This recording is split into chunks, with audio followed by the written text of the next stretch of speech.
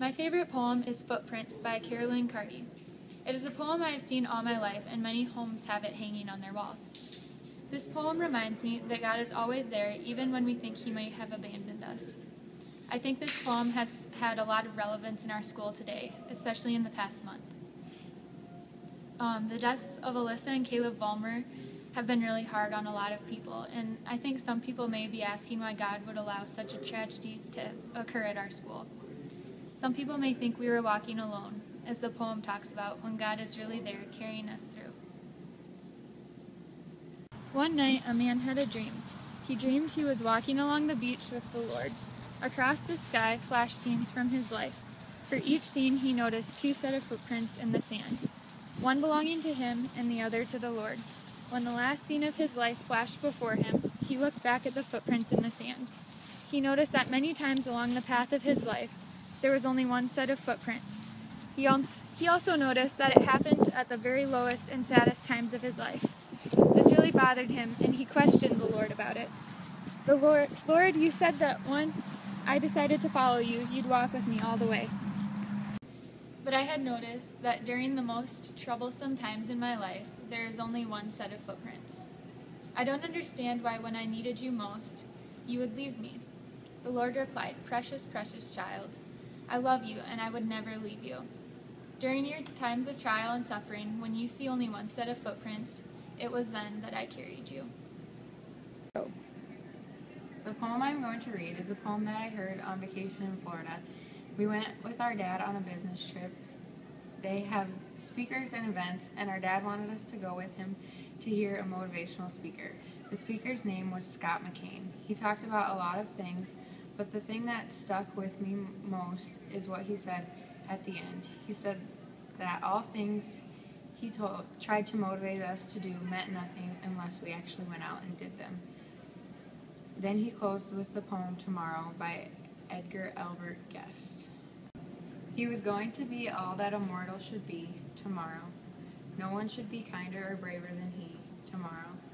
A friend who was troubled and weary he knew, who'd be glad of a lift and who needed it too. On him he would call and see what he could do tomorrow. Each morning he stacked up the letters he'd write tomorrow and thought of the folks he would fill with delight tomorrow. It was too bad indeed he was busy today and hadn't a minute to stop on his way. More time he would have to give others, he'd say, tomorrow. The greatest of workers this man would have been tomorrow. The world would have known him had he never seen tomorrow. But the fact is he died and faded from view, and all that he left here when living was through. I chose the poem Tomorrow by Edgar Albert Guest because over the past month I have seen that nobody is guaranteed tomorrow. And I chose Footprints by Carolyn Carty because even though we are not guaranteed tomorrow, we are always able to see that God carries us through and He is always with us.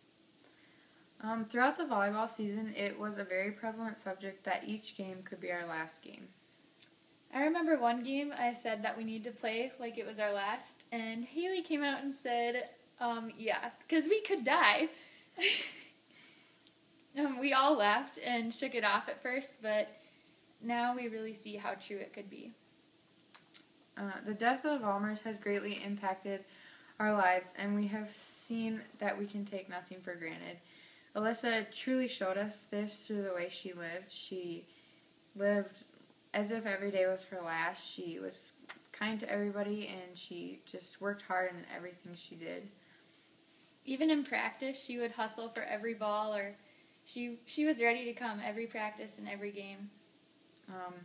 In basketball practice, she ran every sprint like she had to give everything, like she had nothing left. I remember we had to run like 9 sprints once, and she was first in every single one, and she didn't ever back down, and she played so hard in every game, even to her last. She was ready to go in and play hard whenever coach needed her, and she was like that a lot in other areas of her life too. She was kind to everybody. She made friends with everybody. Like, it didn't matter who she was friends with because she wanted to be nice to everybody. She truly, I think one thing I really learned from her is that